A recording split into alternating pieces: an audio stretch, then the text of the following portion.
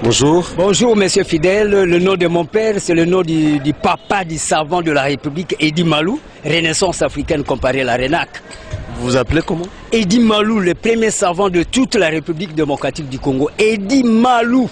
E-double-D-Y-M-A-L-O-U.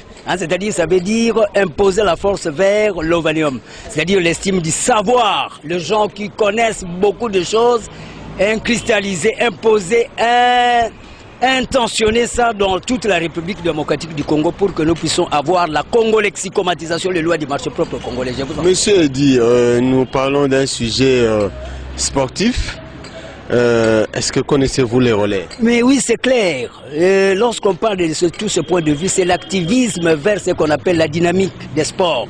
C'est-à-dire mettre un accent sur les revenus aussi à avoir. C'est un problème de TGO, théorie générale des organisations. Comment nous pouvons parvenir aussi à relever aussi les défis? Parce que par exemple, le Brésil, à part les végétariens, là, le végétalisme, nous avons cette même climatologie. Le Brésil aussi, c'est Oui, mais nous parlons du relais. Du relais. Comme relais. Relais. C'est-à-dire, quand on parle de ces relais, on voit ce qu'on appelle le système de la technicité informatisée. C'est-à-dire, nous devons avoir c'est systématique. Les relais, c'est pas dans le sport, c'est pas une discipline sportive? Oui, ça fait allusion, parce que quand on parle des sports, on voit la nucléarité. C'est l'homme qui va vers la dynamique.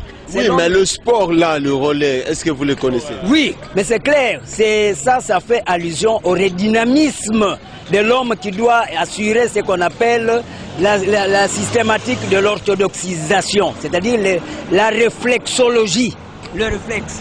Vous connaissez comment ça se pratique? Oui, mais maintenant, à ce moment-là, il y a la relaxation comme telle. Quand on parle de relaxation, c'est les 5 sens qui doivent tourner. Nous avons à faire même ce qu'on appelle l'hyposmie qui doit être éventualiste sous cet angle-là. C'est clair.